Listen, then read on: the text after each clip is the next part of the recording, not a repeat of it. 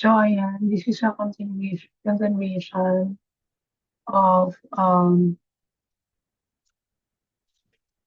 our discussion regarding the area between two curves. So, dun sa previous video natin, I have explained kung bakit ganun yung ating formula nung kinukuha natin yung difference between the two function.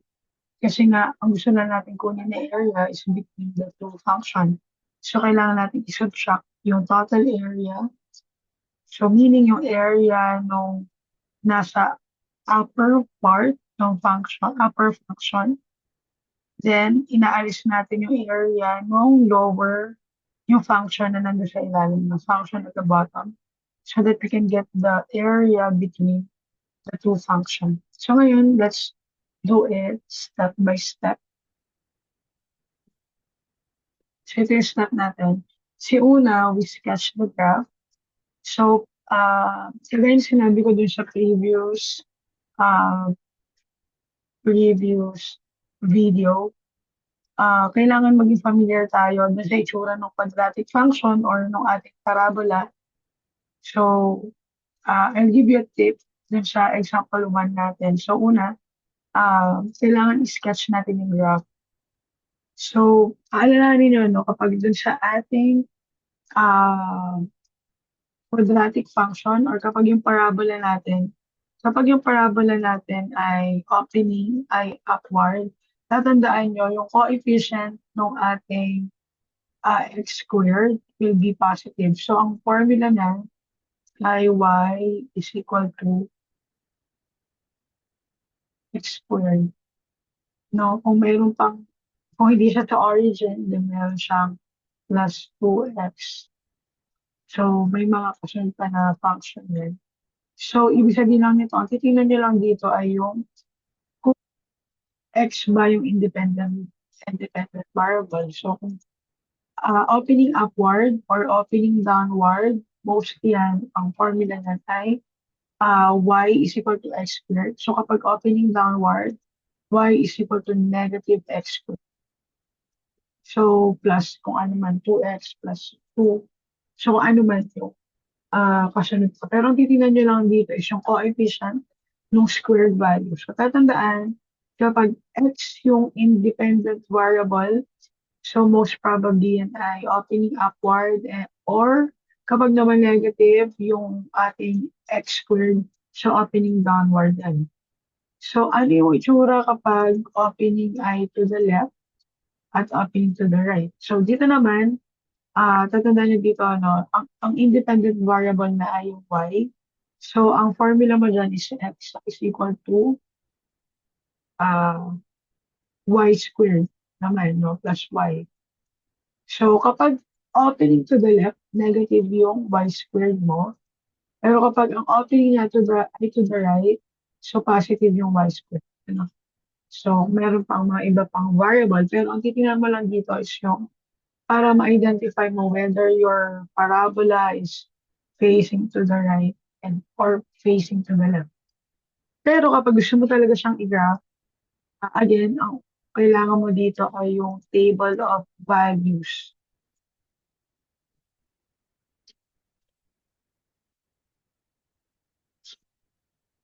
So kapag linear function, madali lang yan. No, again, kapag linear function, straight line lang. So paano ba natin i-identify kapag straight line yung kapag straight line siya, pag meron kang at least 2 points, so kuha ka lang na value ng dalawang x. Kunwari, x is equal to y, yung function mo, di maglagay ka ng value ng x para makuha mo yung value ng y. So, kunwari, negative 1 yung x mo, ay di negative 1 din y. So, 2 yung x, hindi 2 rin yung y. So, dito, from that point, meron kang dalawang point, meron kang negative 1, and meron kang 2, 2. So, may imagine mo na yung itsura ng graph. Pero kapag meron kang quadratic function, kailangan mo kunin yung kanyang vertex. So, pag quadratic function,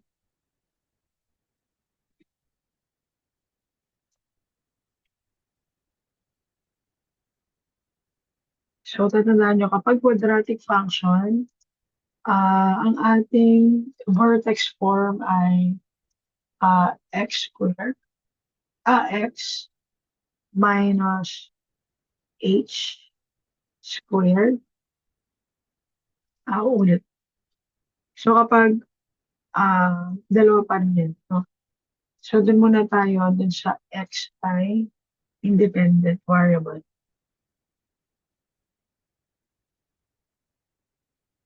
So, kapag independent variable mo ay x, so dito tayo, ayan. So, kapag independent, ang vertex form ay y minus is equal to 4a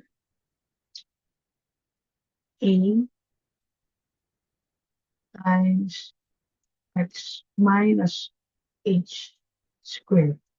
Okay? So, yan yung function natin. Guys, ito yung y coordinate ng vertex. Ano yung vertex, guys? Ito yung iyong parabola, ito yung vertex mo. Ano?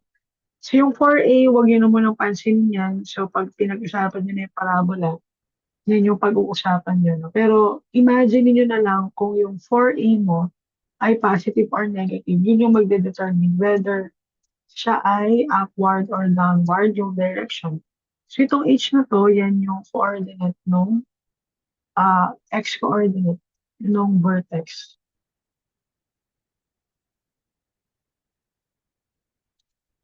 Tandaan yan. So, this one, ito ay x, h. Ano? So, kapag downward, so ito yung iyong xh pa rin. Pero, ang formula mo dyan ay y minus k pa rin equals negative 4a times x minus h squared.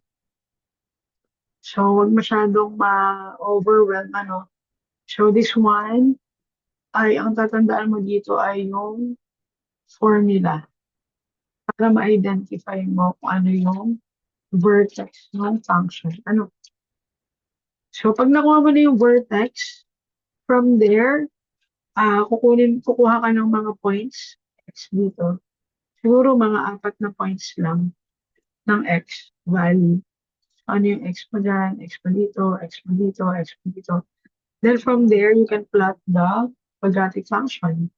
So, kunwari, ang iyong vertex ay origin, no? Di kuha ka dun sa medyo -2, -1, 0, 1, at 2. Kung nasa origin. So, pag mahalaga na makuha mo yung vertex para alam mo kung saan mo kukunin yung mga values ng x. Para hindi ka masyadong matagalan. So, kapag naman hindi kailangan yung specific value ng function, edi hindi mo naman kailangan. Pero, pinaka-accurate, no? If you really want to find the value, get the table of values na para mag-graph. Okay, doon naman tayo kapag yung y ay independent. Dito, x ay independent. Ano?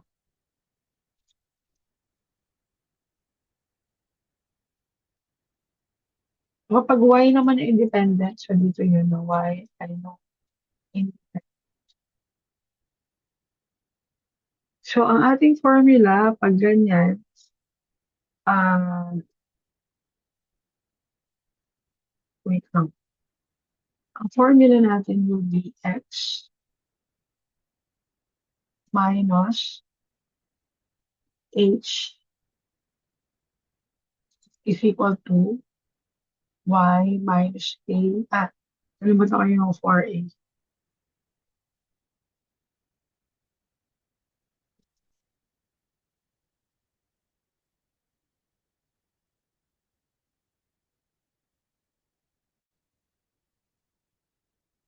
So, 4a times y minus k squared. Okay? So yun pa rin, yung h pa rin yung iyong vertex, x coordinate. And yung k mo is yung y coordinate, no vertex. So itong 4a, ito yung pag-determine whether positive or negative yan. Kapag positive, uh, facing to the right, So it will be x minus h equals positive 4a times y minus k squared.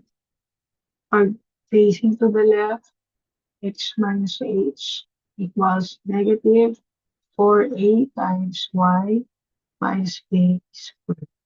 Okay? So, kung paano magpa-plot, yun pa rin, kuha lang kayo kunin niyo yung vertex. No? Pag nakuha niyo na yung vertex, maglalagay kayo ng mga values ng y. So, guys, medyo, ang table of values niya, since ang independent mo na dun ay y, na yung y mo ay nandun sa kaliwa, yung x yung nasa kanan. Ano?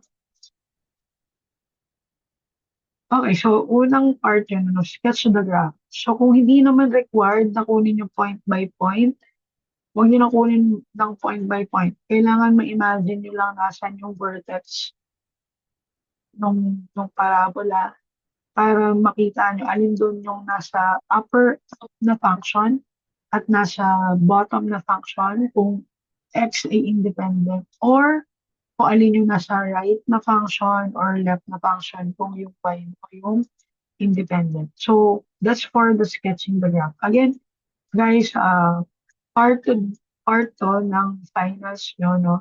So, you need to identify anong type no. Yung graph na yan ay ano yung function. Ano? Ikalawa, find intersection points or yung boundaries. So, mamaya I'll show you paano kinukuha yung boundaries.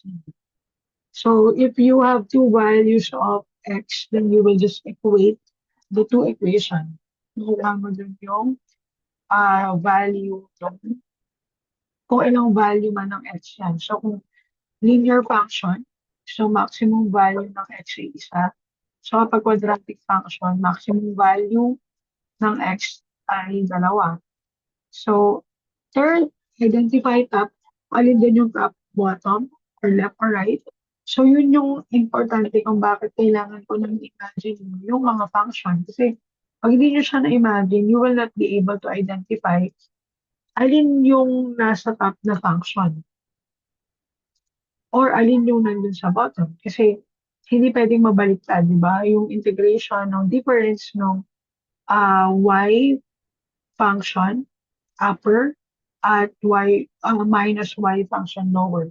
So pag nagkabaliktad yun, it will create a big difference to the answer. Then, at ikaapat, choose dx or dy. So, pipiliin mo kapag kung ano yung straight, no? Whether vertical ba yung straight. So, again, yung dx kapag ang function mo ay x yung independent mostly, di ba? So, kapag ganito yung itsura ng function mo. So, kapag yung meron kang dalawang parabola na opening ay upward or at downward. Kapag naman, parabola and straight line, tingnan mo kung alin yung mas possible. Pero pag parehas na curve yan, so kapag upward tsaka downward, or pwede din naman na parehas upward, di ba? So, pagkaiba lang ng ano. So, pwede din, di ba? So, maalin? So, pag parehas, ang opening ay either upward or sa downward, dx yan. No, kapag dy, dito again, ulitin ko, kapag dx, vertical yung strip mo, ang kinuha mo din ay yung dx. Ang dx infinitesimal amount ng change of x. So, kapag dy, again, yung opening mo yan ay, kapag parehas curve, ay kung pwede rin naman parehas nasa left or nasa right. Pero again, ang difference mo pa din is kung ano yung pinaka-right, pinaka-right minus dun sa function na nandun sa left. So again, ang iyong strip dyan ay horizontal kasi ang infinitesimal amount of change mo ay dy. Ano? So, yun yung dy. Okay? Then, set of the integral, ito yung pinakamadali. Pag nakuha mo na kasi mostly quadratic function lang at linear function. So, kung quadratic function or linear function, siguro hindi naman magbibigay ng trigonometric function. So, medyo advanced, no? Pwede rin magbigay ng trigonometric function kasi curvature din yun. Pero I think for your final exam ay hindi naman, ano. So, mostly mga quadratic function yun. So, pag naset up mo na integral, kapag quadratic function lang, mostly power rule lang yan, di ba? So, pagdating doon, kaya-kaya nyo na yun. Then, evaluate. Then, dun pala sa pag-evaluate, I'll teach you technique, no, using the calculator. If your calculators are Casio 991EX, kasi yung may mga function ng integration, so tuturo ko sa inyo. So, kung wala yung calcu nyo, manghiram na lang nyo, pusa nyo, pero wag nang bumili, parang awa nyo na, ano. So, wag na kayong bumili, at hindi nyo na din naman gagamitin in the long run. So, ayan. Siguro kung mga nasa engineering program kayo, I will require you to have a calculator, a scientific calculator. Okay, so sige, let's have the first example. Ang daming chika. So, let's have the first example. Ayan. Find the area between y equals 3x minus x squared and y minus x. So, again, una, kailangan, pag pakita nyo nung equation, ma-identify nyo, quadratic function ba to? Linear function ba to? So, this one is a quadratic function. Ano?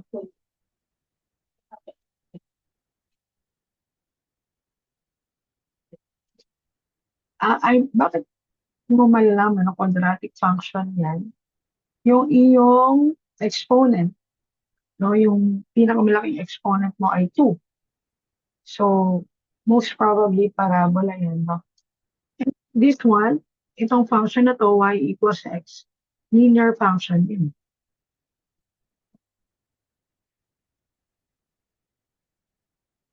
So, paano mo masasabi linear function yan?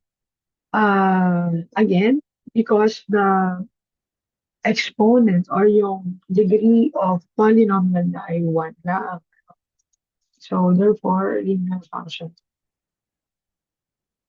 So, paano malalaman yung itsura? So, kailangan mo kunin yung vertex ng function mo and kailangan mong kailangan mong madrawing yung y is equal to x. So, yung kasunod na slide, makikita mo doon yung kung paano mo kukunin yung vertex. Pero, bago ko pumunta doon, pakita ko muna sa inyo, paano mo kukunin yung itsura ng linear function mo. So, again, pag linear function, dalawang point lang or dalawang coordinate lang, alam mo na kagad kung ano itsura nung line. So, kunwari ito, x is equal to y or y is equal to x. So, your independent variable ay yung x. So, kuha ka lang ng dalawang value ng x para makuha mo yung dalawang value ng y. So, kunwari, -1 tsaka +2. So, kung x is equal to y, if x is -1, substitute mo lang sa x, diba? So, y will be -1 also. So, kapag x is equal to 2, substitute mo lang. So, your y will be equal to 2 also. So, pag i-graph mo yan,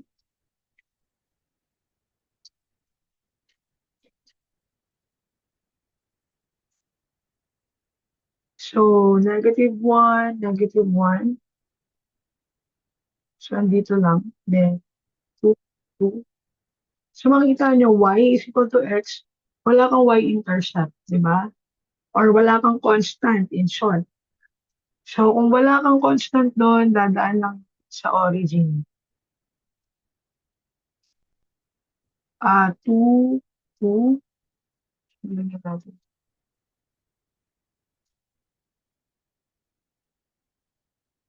So, i-connect mo lang yan.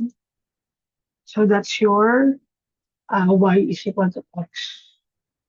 Then, graph natin tong y equals to 3x minus x squared. Again, easiest route is to find the vertex. Kunin niyo muna yung vertex. So, again, yung kasunod na page na to ay yung solution. Pero I'll show you step by step kung paano ginagawa. So, kunin muna natin yung vertex. So, alalahanin nyo, this function, this equation, it shows us that the independent variable is the x. So, ano yan? Either opening upward or downward. Pero alam natin, negative yung x squared mo. So, opening yan. So, itsura niya malamang is opening downward, no? Sure tayo dyan. Hindi nga lang natin alam kung nasan yung vertex.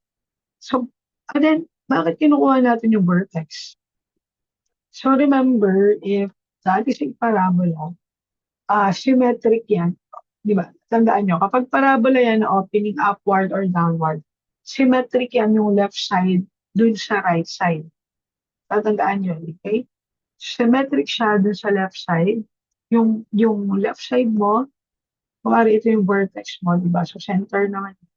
So, itong left side mo, parehas dun sa right side. Okay? So, pwedeng kunin mo lang yung point mo, yung mga point dyan, no? So, yun lang naman. Kahit 3 point lang yung kunin mo para alam mo lang yung medyo itsura ng function mo. And kapag alam mo yung vertex mo, alam mo na kung alin dyan yung uh, upper function or lower function. So, dito, hindi pa natin alam kasi hindi pa natin alam yung vertex natin. So, kunin na natin yung vertex. Again, para makuha mo yung vertex, kailangan mo maalala yung vertex form. So, since this one is X yung independent, so the vertex form na is y minus k. Again, kapag may value yung k mo, ibig sabihin, hindi sa origin yung vertex. Pero kapag ang vertex mo ay nasa origin, ang formula lang yan, since yung k mo is equal to 0, kasi nga nasa origin, h may equal to 0, so y equals to x squared lang. Yan. Okay? So, tatandaan yun. So, yun yung isang clue. No, hindi nyo kailangan tandaan lahat, pero yung mga clue na binibigay ko sa inyo, yun yung kailangan nyo. So, y minus k equals 4 for p or for a, depending on the notation. Pero I will just use 4a times x minus h squared. So, ito yung hanapin nyo, yung k, tsaka itong h. So, yan yung gusto nating ma-create, no? Makuha natin yung vertex form. So, paano natin makukuha yun? Kailangan nating magawang perfect square yung ating function. So meron tayo dito, y equals to 3x minus x squared. Paano natin makukuha yung ito? So, paano natin makukuha yung perfect square? Kailangan natin mag-add ng constant. So, tatandaan nyo, pag nag-add ka ng constant dito, kailangan mag-add ka din ng constant dun sa left side ng equation. No? So, i-arrange lang natin. So, ilipat ko lang yung x squared sa kabila, saka yung 3x. So, that will be positive na, no? Kasi lipat ko sa left side. So, x squared minus 3x is equal to, so yung y, lipat ko na sa kanan. So, that magiging negative x equals to negative y. So, kailangan nating malaman yung perfect square dito. Ano yung constant? So, kapag nag-add tayo dito, mag-a-add din tayo dito. So, kung maalala nyo, ginagawa natin ito sa quadratic function, no? Sa ating 8th grade math. Pero, i-recall natin. So, since, tandaan nyo to yung coefficient ng x squared ay 1, pwede mo kunin yung kalahati nitong coefficient ng x, no? Kapag in-square mo yun yung perfect square o yung constant na kailangan mo para magkaroon ka ng perfect square. So, bakit ganon? Remember, yung ating a minus b squared, perfect square yan. Ang equivalent yan ay a squared minus 2ab plus c squared. Eh, kung ano lang naman, yung value ng a mo ay 1, diba? Kung yung itong a squared mo, 1 laang naman, ano, yung coefficient mo ay 1. So, itong a mo, magiging 1 laang ito, di ba? So, equal siya sa 2b plus c squared. Eh, alam mo na yung 2b ay equal sa negative 3. So, ibig sabihin, yung c mo, lagi yan ay equal sa b over 2 squared. Eh, ano yung b mo? Diba, yung b mo dito, ito yung b. Coefficient yan ng x. Diba? So, that will be, yung c mo will be negative 3 over 2 squared. So, that will be 9 over 4. So, ibig sabihin, pag in-add mo tong 9 over 4, pwede mo nang makuha yung perfect square niya. So, apply natin. So, that will be x squared minus 3x plus 9 over 4. Laging plus yan kasi squared value. So, kung nag-add ka ng 9 over 4 para ma-maintain yung equilibrium doon sa left side at sa right side, mag-a-add ka rin ng 9 over 4 doon sa right side. So, that will be negative y plus 9 over 4. So, now, the x squared minus 3x plus 9 over 4 is now a perfect square. So, pwede mo na yung gawin na naka-binomial. So, that will be x minus 3 over 2 squared. Then, ilabas natin yung negative equals negative times y minus 9 over 4. So, meron na tayo ngayong value ng h at value ng k. So, yung h mo ngayon will be equal to 3 over 2. Bakit positive yan? Again, our formula is y minus k. Subtraction yan. So, definitely, the value of k yun na yun, di ba? So, kung addition, yung lalabas nito, magiging y plus, kumari, y plus k. So, definitely, your k is negative. So, yung x mo ay 3 over 2 and yung y, yung vertex mo is 9 over 4. So, yung 9 over 4 ay 2 point, so, divide niya. 9 divided by 4 ay 2, wala dyan. 2 times 9 ay 8. Then, 1, 0, 2.25. So, 2 times 4, 8, and 2, 5. So, 2 and 1/4. So, x will be equal to 1.5 and y is equal to 2.25. So, nasan yun? 1.5x dito, then 2.25. So, andito, around here. So, it means that most probably your function will, upper top function will be the quadratic function. No? So, kung nakuha mo na dyan yung vertex, this is your HK. So, maglagay ka lang ng table of values.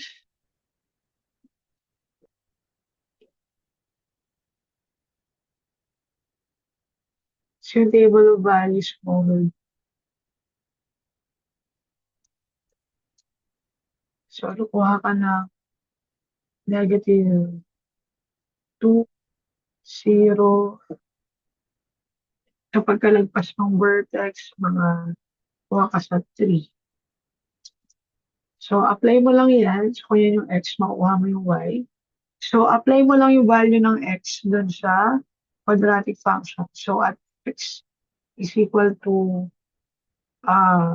negative 2. So, y equals 3 times negative 2 minus negative 2 squared. So y will be negative 6 minus 4. So 3 times negative 2, negative 6 minus x squared. So negative 2 squared, 4. So y will be negative 2. So at least for negative 2, so negative 10. So medyo mababa. 1, 2, 3, 4, 5, 6, 7, 8, 9, 10. So medyo mababa. Dapat pala 1. Pero okay lang, drawing mo na lang. So, ano mo na lang yan. Then, at 3, so 9 minus 9, so 0 yan. So, at 0, so dito. So, at 0, ay di 0 din. Ano? Y is equal to 0. 3 ay 0, negative 2 ay negative 10.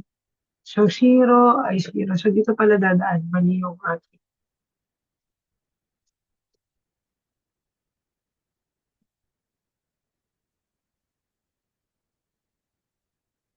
0 at 0, 3 at 0.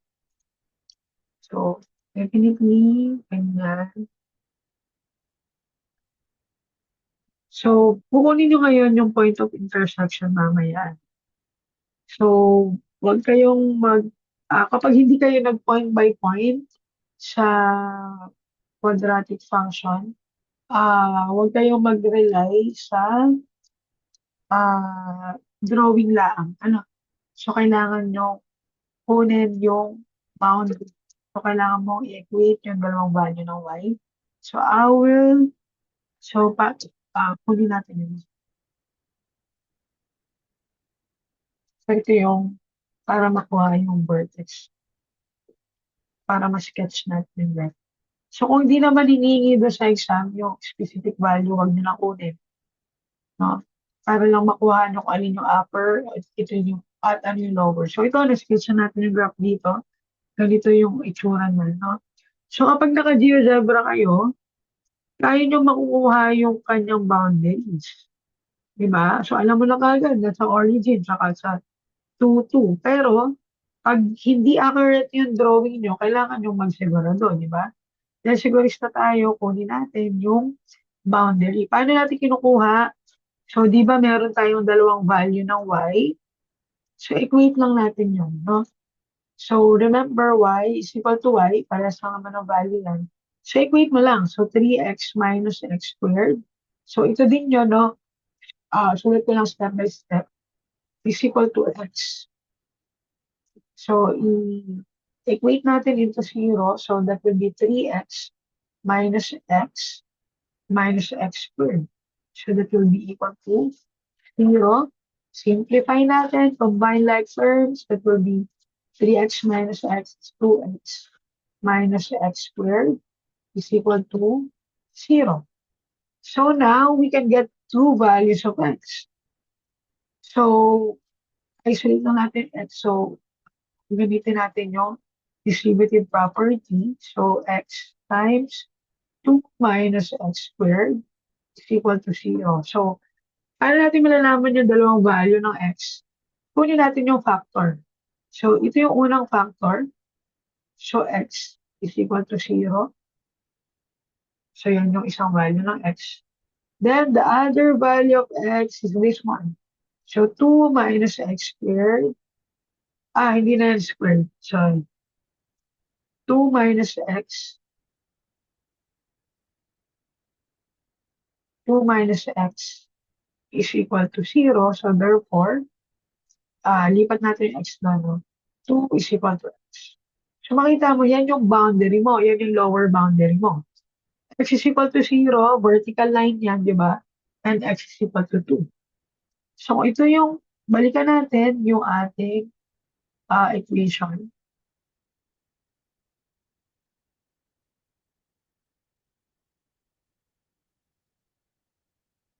So, ibig sabihin, ito yung boundary mo. So, this is your boundaries. Ito yung lower boundary mo. X is equal to 0. And ito yung upper boundary mo. Ayan, x is equal to 2. So, ito lang yung kukunin mo. So, again, paano mo makukuha yan? Yung difference ng dalawang function. Okay? Kunin natin yung, now, na-identify na natin. So, identify natin kung alin yung top or bottom. So, ang gagamitin natin ay vertical strip. So, yung top natin ay itong function na to, di ba? That's the uh, 3x minus x squared.